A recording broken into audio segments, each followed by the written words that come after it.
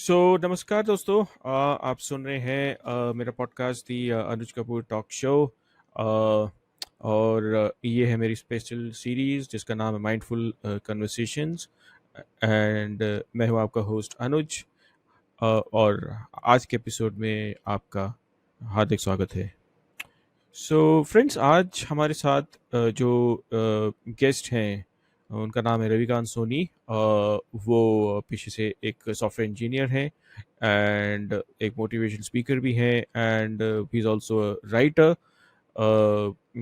He is basically from Bihar, in Sasaram, from Lashkariganj, which is in a which resides in the Sasaram city of Bihar. और उन्होंने Indian school of business Hyderabad से पढ़ाई की है और technology की दुनिया में एक बहुत ही मुकाम हासिल भी किया है। और उन्होंने सॉफ्टवेयर डेवलपमेंट के ऊपर भी काफ़ी बुक्स लिखी हैं एंड एक कोर्स भी बनाया है which is very very helpful for the developers around the world, around the globe. You can go through all those books as well at the end of this episode in the podcast. The links will be provided over there. लेकिन आज जिस चीज़ के बारे में हम बात करने जा रहे हैं वो है उनकी किताब, जो एक और अलग ही सफ़र है उसके बारे में हम बात करेंगे। एक एक भावनात्मक और रचनात्मक यात्रा जो शुरू होती है एक बहुत ही निजी दुख से।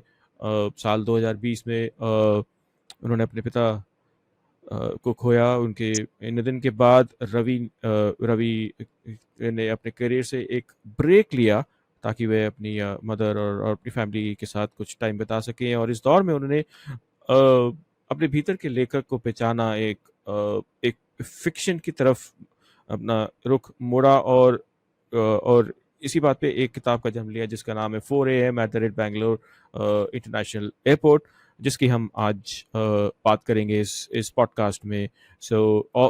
और भी चीज़ें के बारे में हम बात करेंगे, उनकी जीवन शैली के बारे में, उनकी जर्नी कैसी रही और और उनकी आने वाली और क्या बुक्स हैं, वो क्या सोचते हैं उसके बारे में। तो फ्रेंड्स, ज़्यादा टाइम ना लेते हुए शुरू करते हैं हम आज का एपिसोड।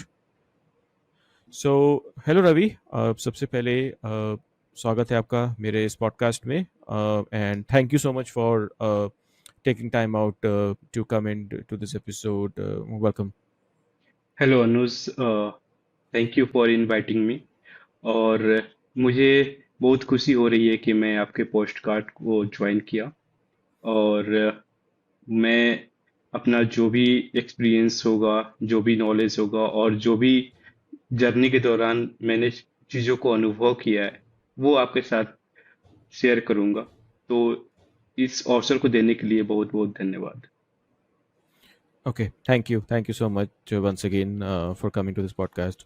सो रवि, इससे पहले हम आगे बढ़ें, मैं चाहूँगा कि आप अपने बारे में कुछ बताएं, अपनी जर्नी के बारे में। हालांकि मैंने अपने इंट्रो में बताया, लेकिन for audience may be if you could just provide a brief, एक थोड़ा सा जर्नी, आपकी जर्नी अभी तक कैसी रही है और ये कहानी जो किताब है उसका विचार आपके मन में कहाँ से आया और कैसे आया, मतलब क्या क्या ये जर्नी कुछ हद तक आपके पर्सनल लाइफ से भी कुछ हद तक प्रेरित है, जैसे मैंने इंट्रो में बताया? या मेरा मानना यह है कि अगर आप किसी चीज को पढ़ते हैं या सुनते हैं और अगर उसको सुनने, पढ़ने या देखने में अच्छा लगता है तो आप उसे चाहे तो मेरी जर्नी मान लीजिए या मेरी कल्पना की उड़ान मान लीजिए।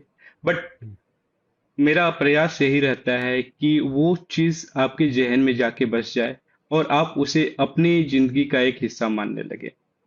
मेरी जर्नी भी कुछ वैसी ही शुरू हुई थी। 10th पास करने के बाद घर से निकला आईआईटी की तैयारी करने के लिए। ये 2001 की बात है।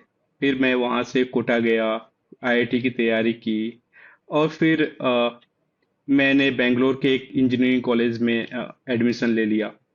वहाँ पे मैंने अपनी इंजीनियरिंग के कोर्स कंप्लीट किए। वहाँ बहुत सारे चीज़ों को एक्सपीरियंस किया, कोटा में बहुत सारी चीज़ों को एक्सपीरियंस किया था।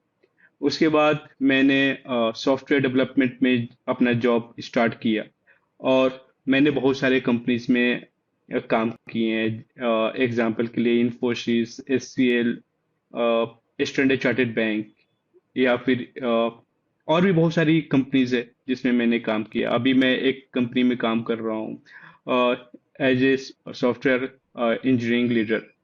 नोएडा बेस्ड में हूँ, इसके पहले मैं बेंगलोर में रहा था। तो इस जर्नी के दौरान मैंने जो कुछ देखा, अनुभव किया या कुछ सुना, मैंने उन सबको एक मोती के रूप में, एक माला के फॉर्म में पिरोना शुरू किया। छोटे छोटे मोतियों को इकट्ठा करके एक माला बनाया, और वो माला इतनी सुंदर हो गई कि उसको मैंने नाम दे दिया 4 AM at Bangalore international airport. तो ये मेरी एक आउट ऑफ द ट्रैक बोल सकते हैं कि मेरा जो फील्ड है, मेरा जो करियर है, या मेरा डे टू डे जो वर्क है, उससे अलग ये चीज है। एक फिक्शनल बुक मेरे जहन में बहुत पहले से थी कि मुझे लिखना है, बट समय के अभाव में मैं कभी टाइम नहीं दे पाता था, मैं स्टार्ट नहीं कर पाता था। रोज सोचता था कि कल करूंगा, परसों करूंगा, बट वो दिन नहीं आता था। अनफॉर्चुनेटली कहें, या फिर एक सैड मोमेंट था 2020 में। मेरे पापा को मैंने खो दिया। और मुझे अपने परिवार के साथ, अपनी मम्मी के साथ समय बिताना था उस दौरान। तो मैंने डिसाइड किया कि मैं अपने जो कैरियर है उससे थोड़ा सा ब्रेक लेकर अपने फैमिली के साथ थोड़ा सा समय बिताऊं। और उस दौरान मुझे जो समय मिला, उसमें मेरा जो बहुत सालों से एक ख्वाब था कि एक किताब को लिखना है, मैंने उसको लिखना शुरू किया। और कड़ी मेहनत के बाद मैंने इस बुक को फाइनली पब्लिश कराया, जो कि अमेजन पे बेस्ट फिक्शनल बुक के रिकॉर्ड में टॉप 1 पे जा चुका है। और इस बुक को मैंने 3 लैंग्वेज में प्रकाशित किया है, हिंदी, इंग्लिश और बंगाली। तो बंगाली का कॉपी तो अभी मेरे पास नहीं है, बट हिंदी और इंग्लिश की कॉपी अभी मेरे पास है।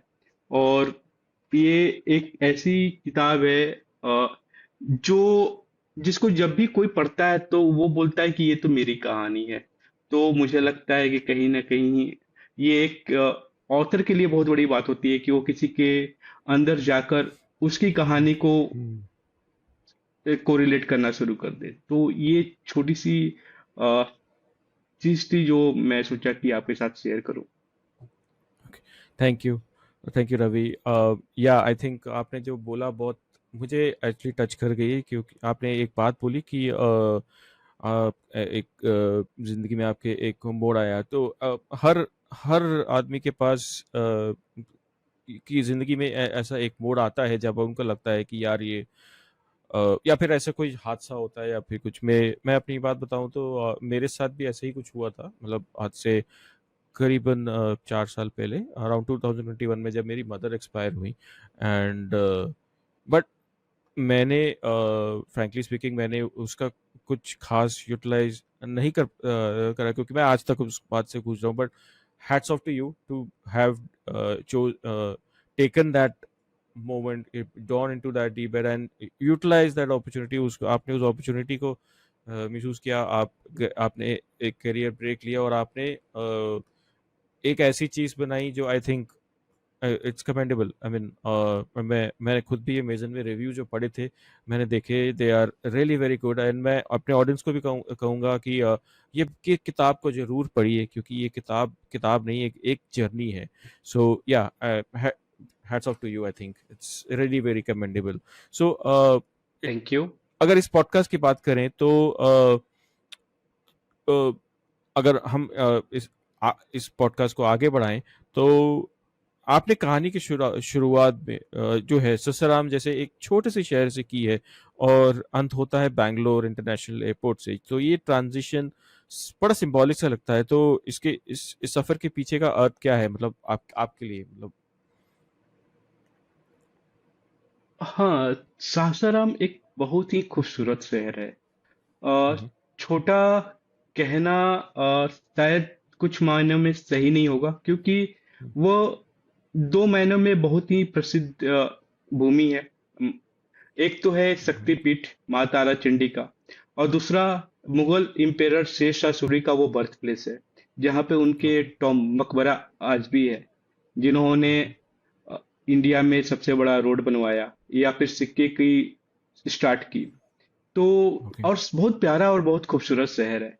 तो उस हम्म। छोटे से शहर से कोई लड़का जब बड़े ख्वाब लेके निकलता है, तो उसके सपने बहुत हम्म। बड़े होते हैं कि मैं यहाँ से निकलूंगा, कुछ सक्सेस, अच्छे से पढ़ाई करके कोई सक्सेसफुल मैन बनूंगा, कोई अच्छी सी कंपनी में जॉब हम्म। करूंगा और कोई अपना एक हम्म। अच्छा सा नेम एंड फेम क्रिएट करूंगा। तो वो एक जर्नी है कि आप एक हम्म। सासाराम जैसे शहर से निकलते हो जहाँ पे सुविधाएं लिमिटेड है, और एक बेंगलोर का शहर देखें जो एक सिलिकॉन वैली के नाम से जाना जाता है, जहाँ पे हर एक चीज अवेलेबल है, हर एक अपॉर्चुनिटी अवेलेबल है, अ, हर एक मुकाम को हासिल किया जा सकता है, वहाँ पे इतनी सुविधाएं हैं।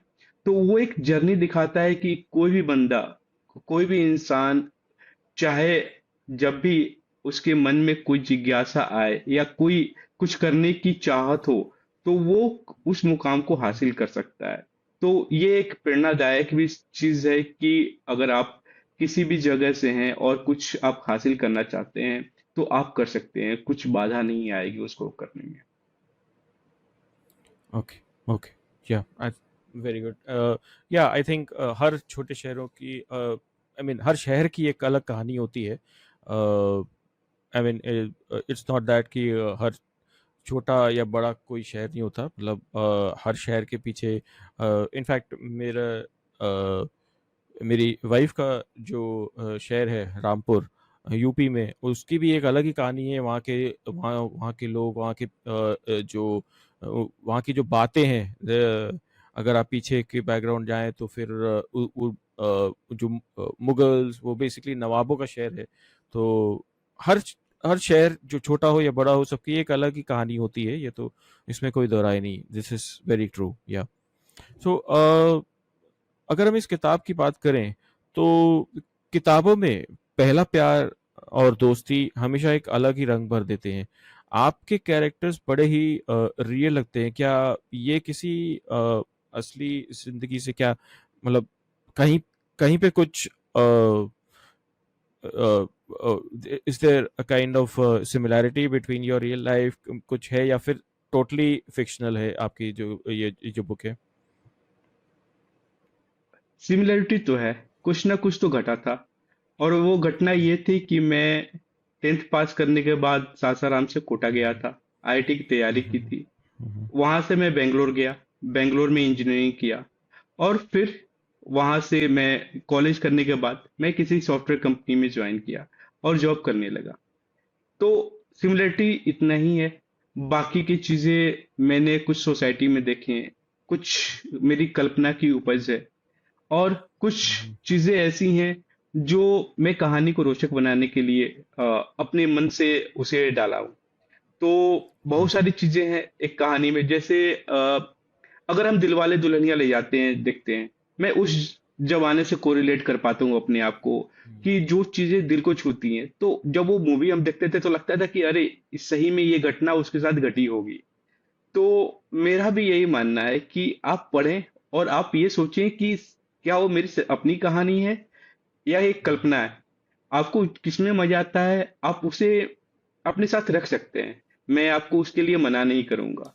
और मैं इसको क्लियर भी नहीं करना चाहता हूँ कि मेरी कहानी है कि नहीं है, क्योंकि जब तक आप उसे दोनों ही भावों में लेके अगर उसके साथ इंजॉय कर रहे हैं, उससे रोमांचित हो रहे हैं, तो मेरे लिए वो काफी है। और एज ए ऑथर मेरे लिए ये बहुत ही महत्वपूर्ण है कि आप उसे एक जीवन शैली के रूप में देख पा रहे हैं कि नहीं, उसे जीवित कहानी के रूप में देख पा रहे हैं कि नहीं।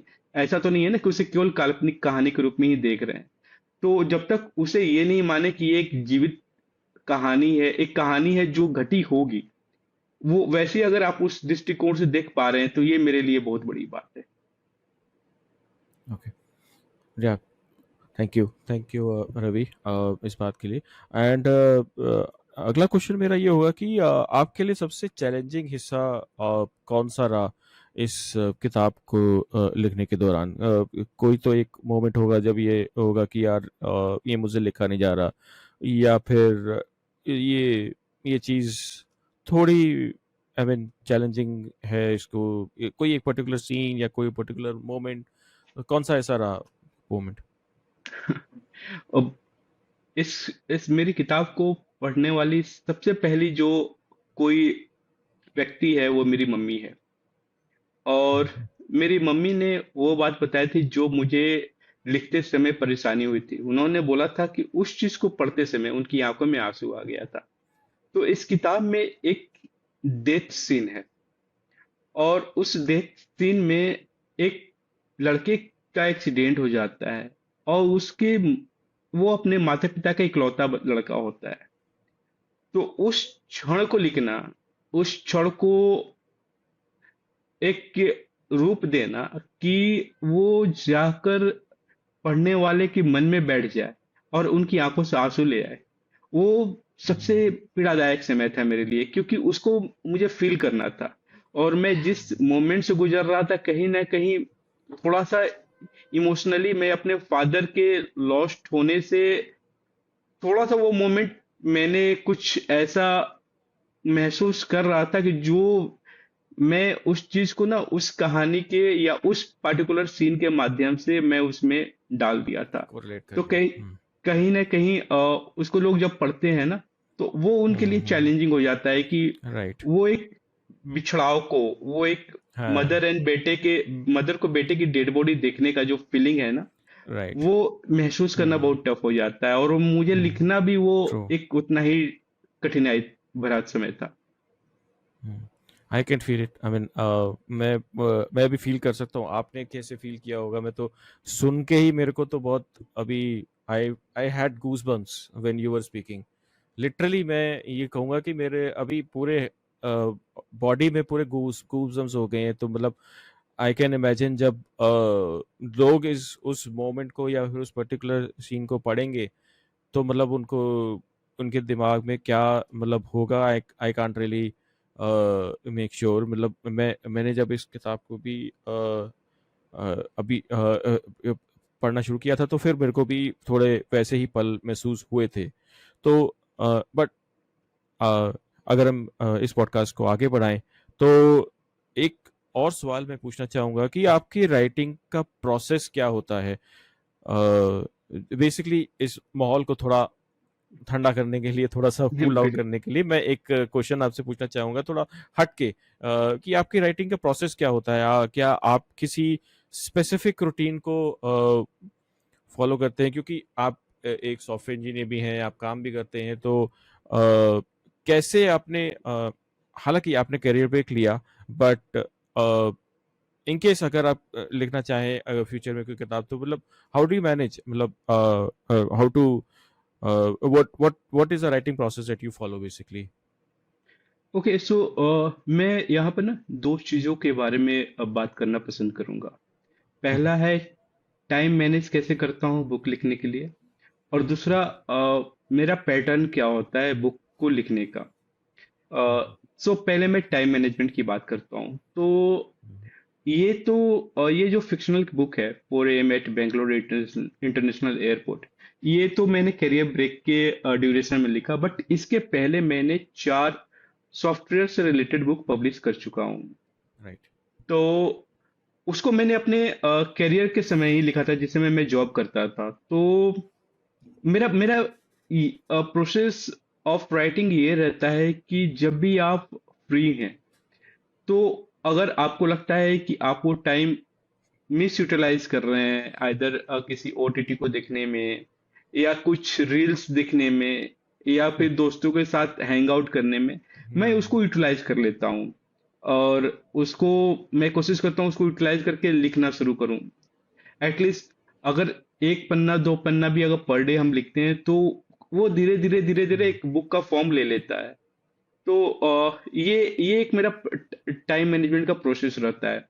या कभी वीकेंड में बैठ के थोड़ा टाइम मिला तो थोड़ा ज्यादा टाइम स्पेंड कर लिए उसको रिवाइज कर लिए कि आपने क्या क्या लिखा है। तो ये तो टाइम मैनेजमेंट हो गया। जहां तक इस नोवेल की बात है, तो इस नोवेल का 3 हिस्से हैं। जो मैंने अभी करेंटली लिखा है वो पहला हिस्सा है। और उम्मीद करता हूँ कि पहला हिस्सा पढ़ने के बाद लोगों के मन में ये तो जिज्ञासा रहेगी कि बाकी के आगे कहानियां कैसी होंगी, पार्ट टू कैसा होगा, पार्ट थ्री कैसा होगा। और इस बुक में जैसे आप हर एक चैप्टर को पढ़ते हैं और कुछ नया मिलता है, तो आप प्रिडिक्ट नहीं कर पाते हैं कि इसके बाद ये कहानी होगी या नहीं होगी। वैसे ही मेरी जो दोनों बुक आने वाली होंगी, उनकी भी कहानी प्रिडिक्ट करना मुश्किल होगा, क्योंकि थोड़ा सा मेरा प्रोसेस अलग है कि ऐसा माहौल क्रिएट करो कि लोग सोचे कुछ और मिले कुछ और। तो वो एक अलग ही एडिशन कर देता है उनके जर्नी में। राइटिंग प्रोसेस की बात करें तो मैं क्या करता हूँ, पहले मैं एक आउटलाइन बनाता हूँ कि मुझे क्या क्या लिखना है।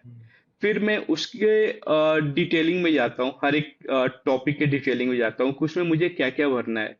फिर मैं देखता हूँ कि वहां पे कहाँ पे गैप है, और उस गैप में मैं क्या डाल सकता हूँ जिससे वो गैप फिल हो सके, ऐसा नहीं लगे कि ये कुछ ब्रेक हो रहा है दो इंसिडेंट के बीच में। तो वो जर्नी स्मूथ होनी चाहिए, कुछ ब्रेक नहीं होना चाहिए, वो बहुत इंपॉर्टेंट होता है।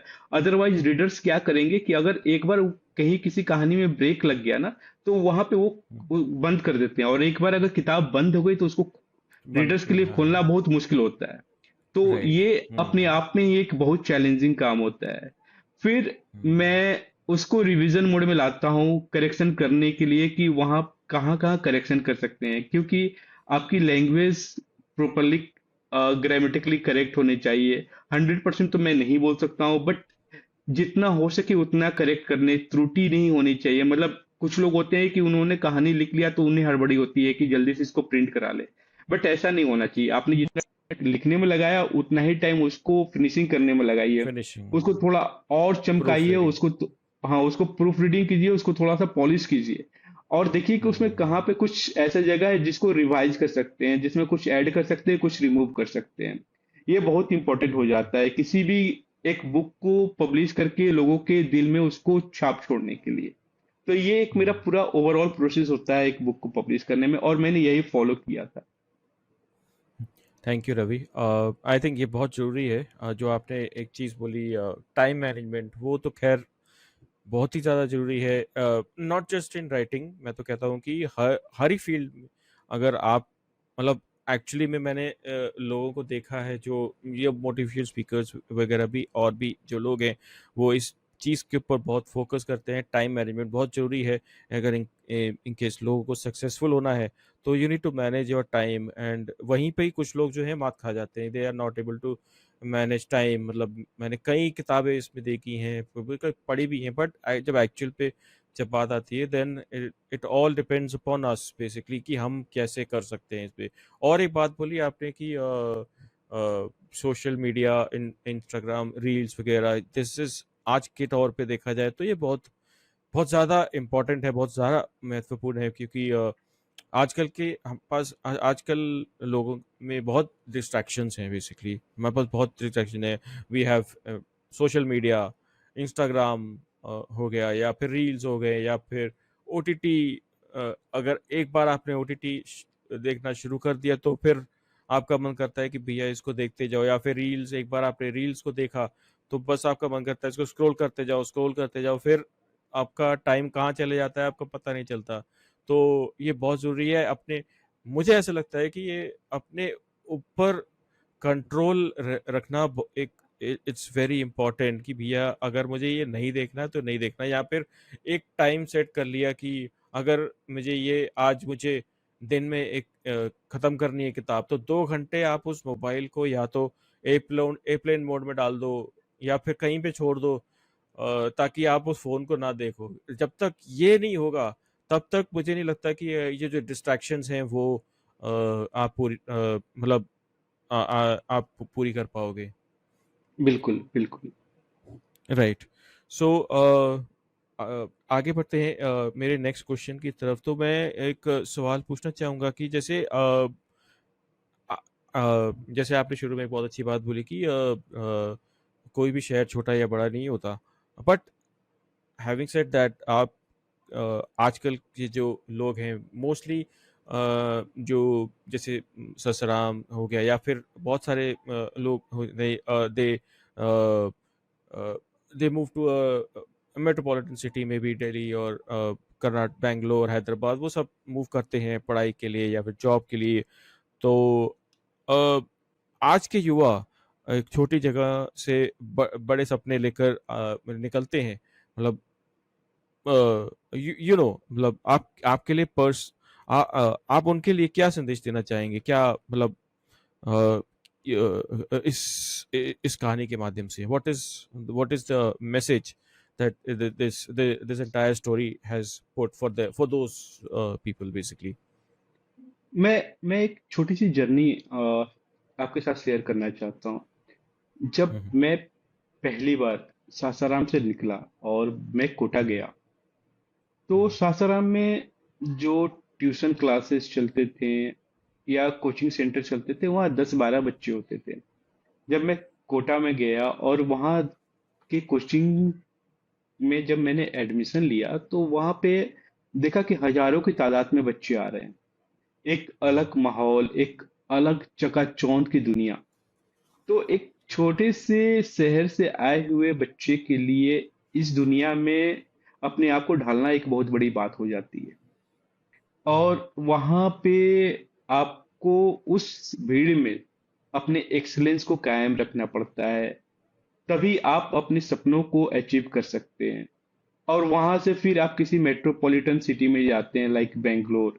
तो वहां के एक अलग कल्चर, एक अलग लाइफ स्टाइल, एक अलग रहन सहन होता है। पढ़ने का तरीका अलग होता है, पढ़ाने का तरीका अलग होता है।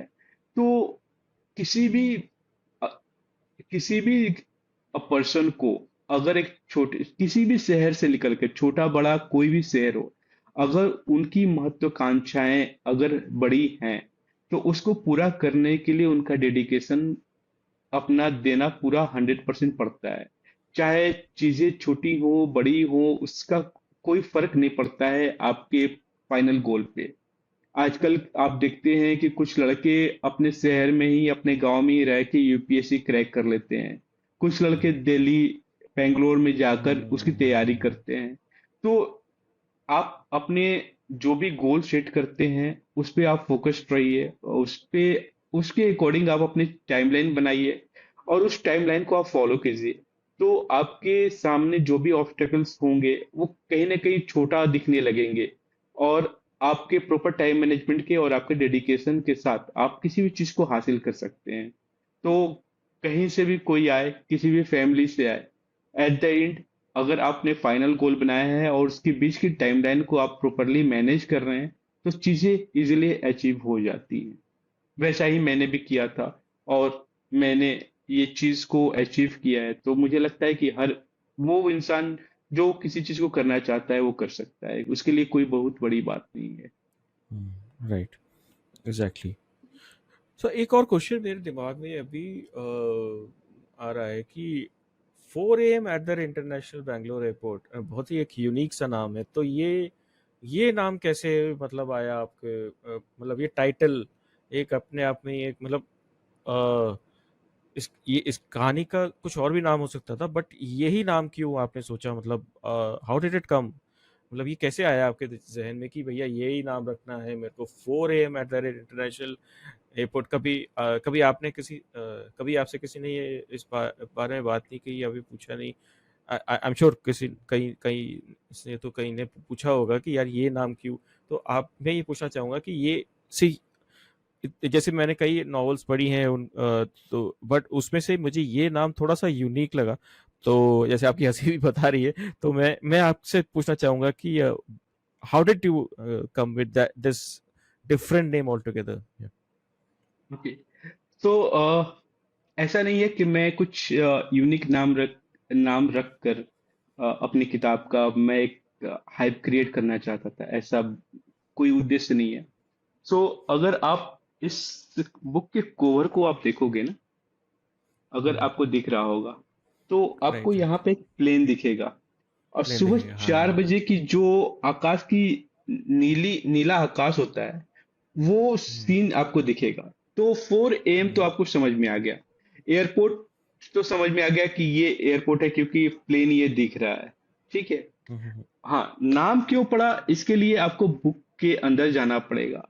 बट अगेन, मेरी बुक का मेरी बुक को जब भी कोई पढ़ना चाहे ना, तो उसे एक रिक्वेस्ट ये रहेगा कि आप पहले पेज से पढ़ना शुरू करें। ना तो आप हम्म, एक्नॉलेजमेंट को मिस करें, ना तो डिस्क्लेमर को हम्म, मिस करें, ना तो प्रीफेस को मिस करें, और ना ही बैक साइड हम्म, के पेज पर लिखा हुआ ये पार्ट मिस करें। क्योंकि इस बुक के अंदर लिखी हर एक लाइन अपने आप में इंपॉर्टेंट है। अगर आप एक चीज भी मिस करते हैं ना, तो आप पूरा का पूरा कहानी के पूरा का अंदर पूरा के कहानी। रोमांच को मिस कर देंगे। तो राइट। हम्म, 4 AM क्यों हुआ, वो आपको बुक जब पूरा पढ़ लेंगे जब तभी पढ़ेंगे। पता हम्म, चलेगा। हाँ, बट हम्म, हाँ, अगर किसी ने कुछ पूछा नहीं तो पहले दो चीज मैं बताता हूँ।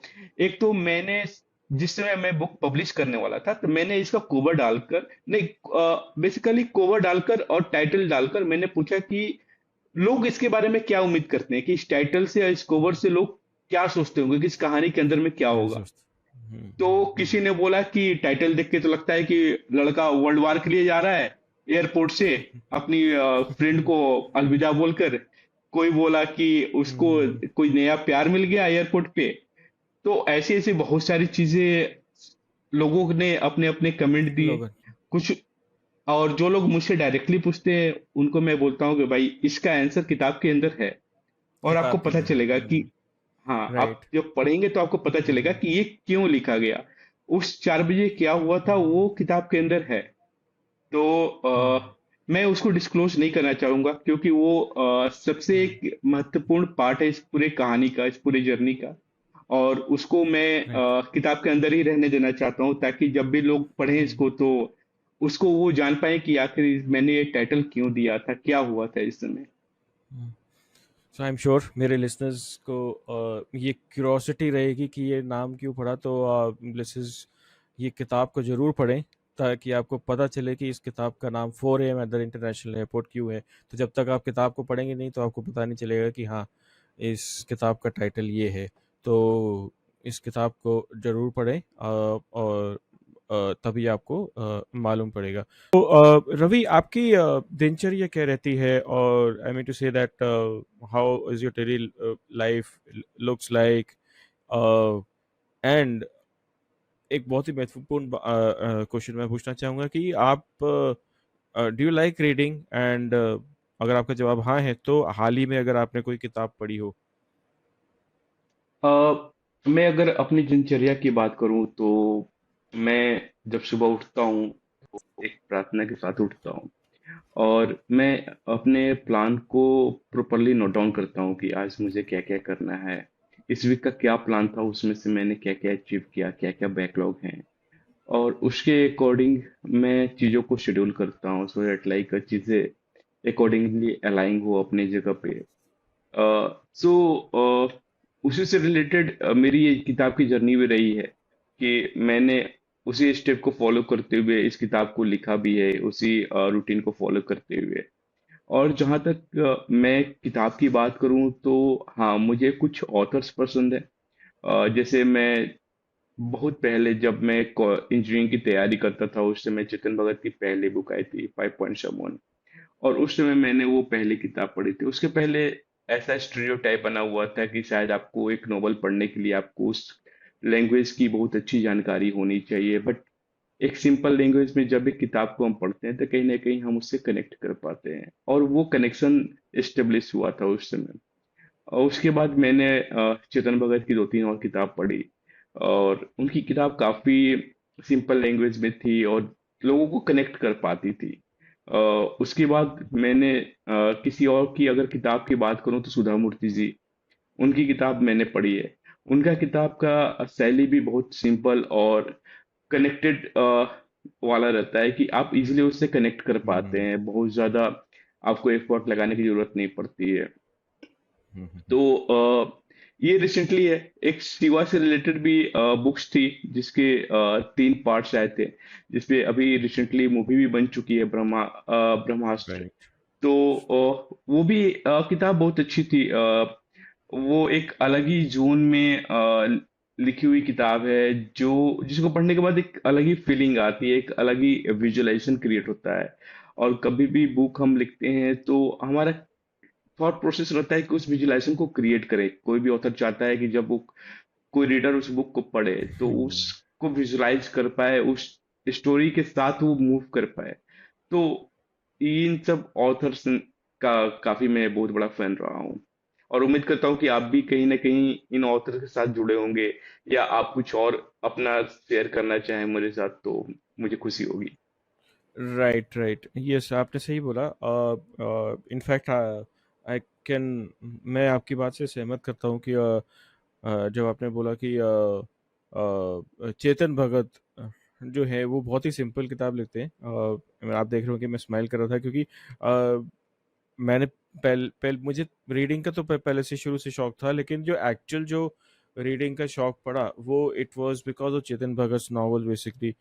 उनकी जो लेखन शैली जो है वो इतनी सिंपल है, मतलब बहुत बहुत बहुत ही सरल भाषा में और डेली लाइफ, डेली आम जिंदगी की भाषा बोलते हैं बेसिकली। वो जो बोलते हैं वैसे ही लिखते हैं, ये मैं कहूँगा इसमें। और वही नहीं, मैंने देखा है कि आजकल के जो युवा जो ऑथर्स हैं दो तीन, मैं मुझे अभी ध्यान नहीं आ रहा, बट एक दो किताबें मैंने पढ़ी है, उनकी भी लेखन शैली कुछ कुछ उनसे ही मिलती है। तो ऐसे ही, मतलब ये बहुत ही गलत धारणा है कि मतलब अगर नॉवेल्स या फिक्शन पढ़ी जाए तो आप बहुत ही हाई क्लास नॉवल ही पढ़े, वो पढ़नी चाहिए, मैं ये नहीं कह रहा हूँ। लेकिन अगर आपको स्टार्ट करनी है तो I think this is the best way to read. ये यही एक बेस्ट तरीका है कि आप पहले सिंपल नॉवल से शुरुआत करो, जैसे चेतन भगत हो गया, और भी दो तीन जो किताबें हैं उनकी। सुधा मूर्ति आपने बोला कि बहुत अच्छी किताब है, तो ये भी एक बहुत ही अच्छी किताब है, राइट। आई और कैन एग्री विद। मैं अगर शैली की भाषा की बात करूं तो मैंने इस किताब को लिखते समय अपने भाषा के ऊपर काफी ध्यान दिया है। मैंने इस पे इतनी कड़ी मेहनत की है कि मेरा मानना था कि भाषा को लेके जो रीडर्स है उनके मन में कोई डाउट नहीं है, कोई परेशानी नहीं है। तो उस वो एक कठिन समय था मेरे लिए कि मैं उस भाषा को सुधारूं और उसको जितना सिंपल हो सके उतना सिंपल मैं कर सकूं। तो वो जर्नी मेरे लिए सबसे इम्पोर्टेंट रहा इस बुक को लिखने के दौरान। Okay, sure. मुझे मैं आशा करता हूँ कि जो मेरे लिसनर्स हैं वो इस किताब को ज़रूर लेंगे आपने, और इसको पढ़ेंगे, और ज़रूर सराहेंगे। ये एक बहुत ही अच्छी किताब है। तो समय ना व्यतीत करते हुए मेरा जो अगला सवाल है वो ये है कि क्योंकि आपने बताया कि आपने सुधा मूर्ति की किताब पढ़ी और आपने चेतन भगत की किताब भी पढ़ी, बट फॉर लिसनर्स, अगर आप किन्हीं पांच या चार या पांच ऑथर्स लिस्ट करना चाहें, या वो आपकी फेवरेट किताब है मेरे लिसनर्स के लिए, बोथ इंग्लिश हिंदी में, तो वो कौन सी होंगी? सबसे पहला जो नाम आएगा चेतन भगत का रहेगा, क्योंकि मैं शुरू से ही जब किताब पढ़ना शुरू किया तो मैंने स्टार्ट उन्हीं की किताब से किया था। तो मेरी टॉप लिस्ट में उनके नाम तो रहते ही हैं। नाइस। उसके बाद जो सेकंड नाम लूंगा वो सुधा मूर्ति जी का लूंगा। कहीं ना कहीं उनकी किताबें पढ़ना मुझे अच्छा लगता है, उनके कहानियों को सुनना मुझे अच्छा लगता है। तो सेकंड नंबर पे मैं उनका नाम दूंगा। थर्ड में मैं जो शिवा किताब की बात कर रहा था उनके ऑथर का मुझे नाम याद नहीं आ रहा है, अमीश। सॉरी। अमीश। अमीश। अमीश। तो अमीश जी की किताब मुझे बहुत पसंद है। वो मुझे अच्छी लगती है, तो वो मैं पढ़ना पसंद करता हूँ। इसके अलावा एक दो मोटिवेशनल बुक हैं, तो वो किताब पढ़ता हूँ कभी कभी, चीजों को अलाइन करने के लिए या अपने आप को सेल्फ मोटिवेटेड रखने के लिए, अपने हैबिट्स में सुधार लाने के लिए इन सब किताबों को भी मैं कभी कभी पढ़ लेता हूँ। तो वो ऑथर्स भी हमारे लिस्ट में रहते हैं। इस समय तो मुझे नाम याद नहीं आ रहा है, बट हाँ, मैं उनकी किताबें पढ़ता रहता हूँ। ओके, मेरा अगला सवाल ये है कि आपने बताया कि आपके नॉवेल्स के दो और पार्ट्स लिखने का प्लान्स हैं, बट इसके अलावा कोई और फिक्शन या नॉन फिक्शन लिखने का कोई आपका फ्यूचर में कुछ प्लान या गोल है, apart from your daily work life? म- मेरा जो किताब लिखने का सबसे पहला जर्नी था वो मेरा टेक्निकल बुक था। मैं टेक्निकल बैकग्राउंड से हूँ, सॉफ्टवेयर डेवलपर हूँ भाई, प्रोफेशन। है। सो मैंने पहली जो 3 किताबें पब्लिश की वो सॉफ्टवेयर से रिलेटेड थी। मोस्टली हम्म। मेरी किताबें आइदर यूके और यूएसए में पब्लिश हुई थी, पैक्ट एंड एप्रेस पब्लिशर के थ्रू। और रिसेंटली मेरा उनसे बात चल भी रहा है एक टेक्निकल बुक से रिलेटेड, तो उम्मीद है कि मैं जल्दी उस पर काम शुरू कर दूंगा। जहाँ ओके। तक नॉन टेक्निकल बुक की बात है, तो मैंने आईएसबी हैदराबाद से लीडरशिप का कोर्स किया है, तो वहाँ की लर्निंग से मैं काफी ज्यादा प्रभावित रहा हूँ, और उस दौरान मैंने काफी कुछ सीखने की कोशिश की है। तो हो सकता है भविष्य में मैं उससे रिलेटेड कोई किताब लिखने की कोशिश करूंगा, ताकि मैं उन एक्सपीरियंस को अपने रीडर्स के साथ शेयर कर सकूं। उसके अलावा और भी चीजें हैं, जैसे फिक्शनल की तरफ मेरा एक डायरेक्शन रहता है। एक इमोशनल कनेक्टिविटी मुझे अच्छी लगती है लोगों के साथ शेयर करने में, एक कहानी के रूप में मुझे बांटने में अच्छा लगता है। तो मैं ऑब्वियसली चाहूंगा कि मैं इस जर्नी में एक ऐसी कहानी और लेके आऊं जो कहीं ना कहीं एक ऐसे जोन में लोगों को ले जाए कि वो उनको लगे कि वो उनकी जिंदगी की कहानी है, कहीं ना कहीं उनके साथ घटना घटी हुई है। तो मैं कोशिश करूंगा कि भविष्य में मैं वैसे किताब भी लिखूं। Okay. Thank you Ravi for ये जानकारी देने के लिए। और मैं आशा करता हूँ आपकी प्लान सक्सेसफुल हो और जल्द ही हमें और आपकी लिखी हुई किताबें देखने को मिले, क्योंकि मेरा ये ऐसा मानना है कि जो आई मीन आज की रेट में हमारे पास इंफॉर्मेशन की कमी नहीं है। आप गूगल करो, आप चैट जीपीटी करो, आपके पास इंफॉर्मेशन आ जाएगी। लेकिन जो नॉलेज आपको बुक्स दे सकती है वो और कहीं नहीं मिलेगी आपको। एक बुक कई कभी कभार मेरा मन करता है कि मैं एक वो आजकल चल रहा है किंडल, किंडल ले ले लूँ उसमें। बट कहीं न कहीं मुझे लगता है कि यार ये जो जो नौ अभी भी जो हार्ड कॉपी वाली जो बुक्स हैं, वो जो उसमें जो बात है ना द वो और किसी में नहीं है। इस मतलब क्योंकि अगर आप किंडल भी ले लें तो भी आप अपनी you are actually using a screen. So जो बुक्स रीडिंग का जो चार्म है वो और कहीं नहीं है। मेरा मानना यह है कि जब तक आप किसी चीज को छूते नहीं है, उसके राइट। उसके टच को महसूस नहीं करते हैं ना, तब तक वो कनेक्टिविटी बन नहीं पाती है। और जब एक ओके। किताब के पन्नों को आप पलटते हैं, उस किताब के हुँ। पन्नों की सुगंध, उस किताब हाँ। के पन्ने पलटते समय जो आपकी हुँ, उंगलियों से जो घर्षण होता है, वो कहीं ना कहीं हुँ। कनेक्टिविटी हमारे मन में आती है। और जब वो इमोशनल कनेक्टिविटी एस्टेब्लिश हो जाती है, तो हम राइट, उसे ज्यादा कोरिलेट कर पाते हैं, जो चीज की राइट, हम किंडल्स वगैरह में मिस कर देते हैं। तो ये एक राइट, बहुत ही अच्छा जुड़ाव हो जाता है किताब को पढ़ने में। राइट। सही कहा आपने। So all the best for your future journey. And आशा करता हूँ कि आपकी आप हमें आपकी जो फ्यूचर जो बुक्स हैं वो सुनने को मिलें। इससे पहले कि मैं इस पॉडकास्ट को क्लोज करूँ, मैं आपसे एक आखिरी सवाल पूछना चाहूँगा जी। कि अपने रीडर्स के लिए कोई मैसेज देना चाहेंगे, या फिर जो सुनने वाले हैं मेरे लिसनर्स उनके लिए कोई मैसेज देना चाहेंगे, या फिर आप अपनी किताब के बारे में, या फिर उनके बारे में जो जो ये जो आप लिखने की शुरुआत करना चाहते हैं। बिल्कुल। सो मेरी ये किताब है ना, ये एक ऐसे प्रोटैगनिस्ट, एक ऐसे पात्र की कहानी है जो एक छोटे से शहर से उठकर बड़े सपनों के साथ, पहले वो इंजीनियरिंग की तैयारी करने के लिए कोटा जाता है, वहां से इंजीनियरिंग कॉलेज में एडमिशन लेता है, और फिर बड़े सपने लेकर वो किसी सॉफ्टवेयर कंपनी में जॉब करने चला जाता है। इस पूरे जर्नी के दौरान उसके साथ क्या क्या घटना घटी, क्या क्या इमोशनल फेज से वो गुजरा, और क्या क्या खुशियां उसे मिली, ये सारी की सारी जर्नी इस किताब के अंदर में है।